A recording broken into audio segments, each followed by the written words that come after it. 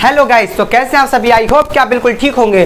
स्वागत है आपका हमारे यूट्यूब चैनल अशरफी क्लासेस के ऊपर। आज हम डिस्कस करने वाले हैं D8 में पर्यावरण और प्राकृतिक संसाधन के बारे में। इससे पहले हमने अदर्स लेक्चर्स को हमारे यूट्यूब चैनल अशरफी क्लासेस के ऊपर अपलोड कर रखा है। अगर आपने उन्हें नहीं देखा है तो इस वीडियो के बाद या इस वीडियो को देखने से पहले उस लेक्चर्स को देख लीजिए, ताकि आपके ज्ञान में बढ़ोतरी हो। जो हमारा सपना है अब की बार 90 पार, हमारा मोटिव, हमारा लक्ष्य पूरा हो सके। तो गाइस चलिए हम स्टार्ट करते हैं पर्यावरण और प्राकृतिक संसाधन के बारे में।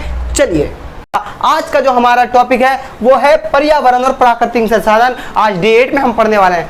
भाई एनर्जी के साथ पढ़ो, पेपर में फोड़ देना अब की बार 90 पार। तो देखिए क्या चैप्टर का नाम है, पर्यावरण और प्राकृतिक संसाधन। और आज का जो हमारा लेक्चर है वो D8 का लेक्चर होने वाला है। और जो अदर्स लेक्चर्स बच रहे हैं हम उन्हें जल्दी से जल्दी कवर करने की कोशिश करेंगे, क्योंकि आपके एग्जाम भी हैं पॉलिटिकल साइंस के एग्जाम में भी शायद के 29 को है।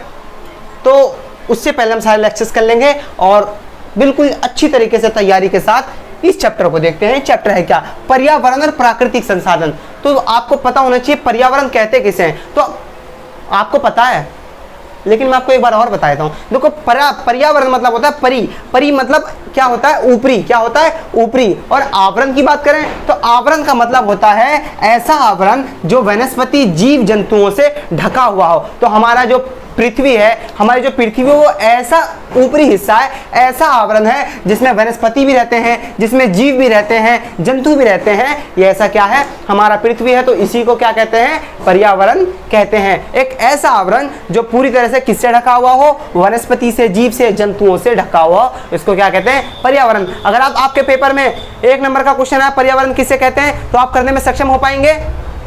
हाँ बिल्कुल सक्षम हो पाएंगे। क्यों नहीं हो पाएंगे, हमारे द्वारा बताया जा रहा भाई, हामिद अशरफ ने बताया। बिल्कुल अब नंबर आपके कहीं कटेंगे नहीं, क्योंकि मैं आपके साथ बना रहूंगा तक। और फिर सेकंड टर्म की भी तैयारी, प्री बोर्ड की तैयारी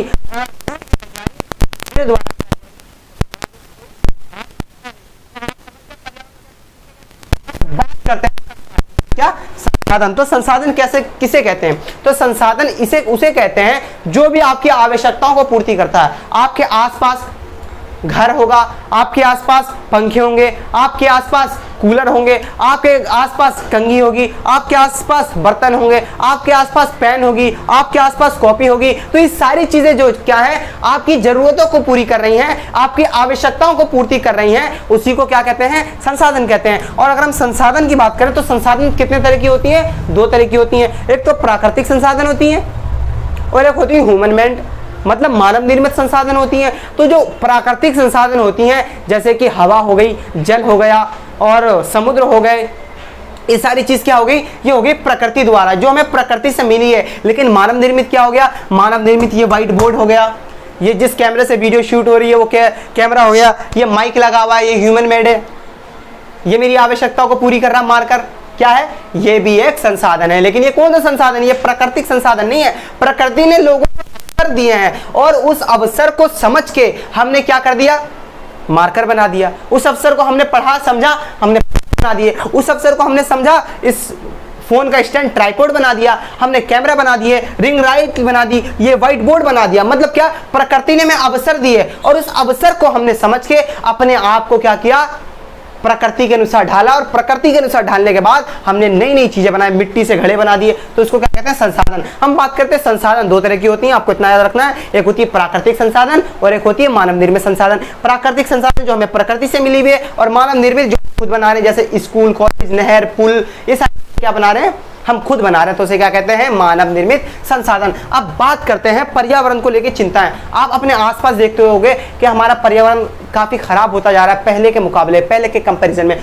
तो उसको लेके ना हमारे पेपर में चिंताएं आ जाती हैं। क्या आ जाती है, चिंता। तो उस चिंता कैसी चिंता है, जैसे कृषि भूमि की कमी पड़ती जा रही है। आप अपने आसपास देखते होंगे, पहले जब आप छोटे रहे होंगे, जब आप 6, 7, 8 क्लास में रहे होंगे, तब आपके पास खेलने की ज्यादा खाली प्लॉटें रहते होंगे। वहां आप क्रिकेट खेलते होंगे, वहां आप गिल्ली डंडा खेलते होंगे, वहां आप कंचे खेलते होंगे। लेकिन आप देख रहे हो वहां पे घर बनते चले जा रहे हैं। अब जब घर बनते चले जा रहे हैं तो हरियाली खत्म होती चली जा रही है। तो जब हरियाली खत्म हो जाएगी, खाली जमीन बचेगी नहीं, तो कृषि कैसे कर पाएंगे। तो ये पर्यावरण को लेकर चिंता बढ़ती जा रही है। कृषि भूमि की कमी पड़ती जा रही है, पर्यावरण की एक बहुत बड़ी समस्या है। ओजोन परत में छेद हो गया, तो क्लोरोफ्लोरो जो कार्बन है, CFC कार्बन है, वो ज्यादा उत्सर्जित हो रही है, और उत्सर्जन होने की वजह से क्या हो रहा है, ओजोन परत में छेद हो रहा है, जो हमारी पर्यावरण को लेकर काफी दिक्कत है, और जिसकी वजह से आप देख रहे हैं कि वैश्विक तापमान में वृद्धि हो रही है। क्या हो रही है, ग्लोबल वार्मिंग बढ़ता जा रहा है, और ये वैश्विक समस्या बने हुए, और ग्लोबल वार्मिंग बढ़ रहा है तो आप देख रहे हैं काफी गर्मी हो रही है, अंटार्कटिका पिघलता जा रहा है, जल की मात्रा बढ़ती जा रही है, ऐसे नुकसान हमें देखने को मिले, ये चिंताएं लेके। और बात करें बढ़ता प्रदूषण, लेकिन अगर हम बात करें क्या प्रदूषण सिर्फ दिवाली के पटाखों से बढ़ता है, तो दिवाली के पटाखों से उतना कोई प्रभाव नहीं पड़ता जितना कि हमारी गाड़ियां चलती हैं, हमारे जहाज चलते हैं, इतने सारे यातायात के साधन हैं, ये जो चलते हैं, इससे क्या होता है, पॉल्यूशन बढ़ता है, और पॉल्यूशन बढ़ता है तो काफ़ी हमें दिक्कत देखने को मिलती है। ये इंडस्ट्रीज चल रही हैं, इंडस्ट्रीज से हमें ज़्यादा हमारे रेफ्रिजरेटर्स चल रहे हैं, फ्रीज चल रहा है, AC चल रहा है, इनसे क्या हो रहा है, प्रदूषण निकल रहा है, और इस प्रदूषण से क्या हो रहा है, काफ़ी दिक्कत देखने को मिल रही है। ये पर्यावरण को लेकर चिंता। सीमित संसाधन है, जो हमारे संसाधन है वो सीमित होते जा रहे हैं, जिससे क्या होगा, आने वाली जो पीढ़ियां हैं उनके लिए काफ़ी नुकसान होगा। पेट्रोलियम सीमित है, कोयला सीमित है, खनिज संसाधन सीमित है। ये अगर हम इनको अभी ज़्यादा उपयोग करते चले जाएंगे, पानी का ज़्यादा उपयोग करते चले जाएंगे, तो आने वाले समय में क्या होगा, इसकी कमी पड़ेगी। ये क्योंकि सीमित है तो हमारे आने वाली पीढ़ियां कैसे इसका लाभ उठा पाएंगी, ये पर्यावरण को लेकर चिंता की बात है। पीने योग्य जल की कमी हो रही है, तो आप कहेंगे कि सर भैया जी पीने योग्य पानी की कैसे कमी हो रही है, तो भाई साहब पीने योग्य पानी की कमी ऐसे हो रही है, अगर हम बात करें पूरे वर्ल्ड की, तो वर्ल्ड में 71% हिस्से पे क्या है, जल है, लेकिन वो पीने के लायक नहीं है। पीने की बात करें तो उस 71 में से लगभग 3% जो पानी वो पीने योग्य है। क्या है, पीने योग्य। इसलिए क्या है, पीने योग्य जल की मात्रा में कमी होती जा रही है। क्या आप समुद्रों का पानी यूज कर रहे हो, नहीं कर रहे हो, क्योंकि वो पानी बहुत ज़्यादा डेंजर है, बहुत ज़्यादा खारा है, उसको हम यूज़ नहीं कर सकते। ठीक है, और हो सकता है आने वाले समय में ऐसी कोई तकनीक आ जाए जिससे हम उसको यूज़ कर पाएँ। अब हमारा जो अगला टॉपिक है, ये पर्यावरण की चिंताएं हो गई। अब पेपर में आएगा तो आप क्या इसको करने में सक्षम है, पर्यावरण की चिंताओं को लेकर के, समझ गए। पर्यावरण की चिंता देखो, कृषि में कमी आ रही है, ओजोन परत में छेद होता जा रहा है, वैश्विक तापमान ग्लोबल वार्मिंग में वृद्धि हो रही है, प्रदूषण बढ़ता जा रहा है, संसाधन सीमित हो रहे हैं, कोयला खनिज संसाधन वगैरह जो भी है, जल की मात्रा में कमी होती जा रही है। अब अगर हम बात करें, क्या बात करें, अगर हम बात करें भारत द्वारा क्या कदम उठाए जा रहे हैं, किसके द्वारा, भारत द्वारा क्या कदम उठाए जा रहे हैं संरक्षण को लेकर के, पर्यावरण संरक्षण को लेकर। देखो, भारत द्वारा नेशनल ऑटो फ्यूल पॉलिसी को बढ़ावा दिया जा रहा है, जिससे प्रदूषण में हमें कमी देखने को मिल रही है। इसमें बदलाव किया गया है, CNG पे काफ़ी बल दिया गया है, कंप्रेस नेचुरल गैस पे काफ़ी बल दिया गया है, जिससे प्रदूषण थोड़ा कम होगा। और 2001 में, किसमें, 2001 में ऊर्जा संरक्षण अधिनियम बनाया गया है, 2003 में बिजली अधिनियम बनाया गया है, जिससे क्या हो रहा है, भारत द्वारा उठाए गए कदम है किसको लेके, पर्यावरण के संरक्षण को लेकर के। अगर हम बात करें मूल निवासी, तो मूल निवासी कहते किसे हैं, मूल निवासी कहते किसे हैं, तो मूल निवासी वो होते हैं जो काफी दिनों से एक ही जगह पे निवास करने लग जाते हैं और उनकी पीढ़ियां भी उसी जगह पे निवास करने लग जाती हैं, वो मूल निवासी कहलाते हैं। अब अगर हम बात करें इनकी समस्या क्या है, इनकी समस्या समानता को लेकर संघर्ष करते हैं। इंडोजीनियस पीपल पहचान के लिए संघर्ष करते हैं, विकास के लिए संघर्ष करते हैं, बुनियादी सुविधा जैसे शिक्षा, स्वास्थ्य को लेके, आवास को लेके क्या करते हैं, इनमें कमी देखने को मिलती है। और बात करें जंगलों के उजड़ जाने से, क्योंकि जंगलों में ज़्यादा रहते हैं, जंगलों को उजड़ जाने से ज़्यादा चिंतित हैं। ये पेपर में अगर आपके आता मूल निवासी क्या है, या मूल निवासियों की विस्थापन की क्या समस्या है, या इनकी समस्याएं क्या है, ये एक स्थान से दूसरे स्थान पे किस ले जाते हैं, तो इसी पॉइंट से ये काफ़ी इंपॉर्टेंट हो जाता है। आप इसको अच्छे से पढ़ लीजिएगा। इसकी समस्या की बात करें, पेपर में आ जाता है 2 या 3 नंबर का। समानता के लिए संघर्ष कर रहे हैं, पहचान के लिए वो संघर्ष कर रहे हैं, विकास के लिए संघर्ष कर रहे हैं, जो बुनियादी सुविधाएं उसमें उन्हें कमी देखने को मिल रही है, जंगलों के उजड़ जाने से ये काफी ज्यादा परेशान है। तो हम बात करते हैं साझी संपदा की अलग अलग जिम्मेदारियों के बारे में।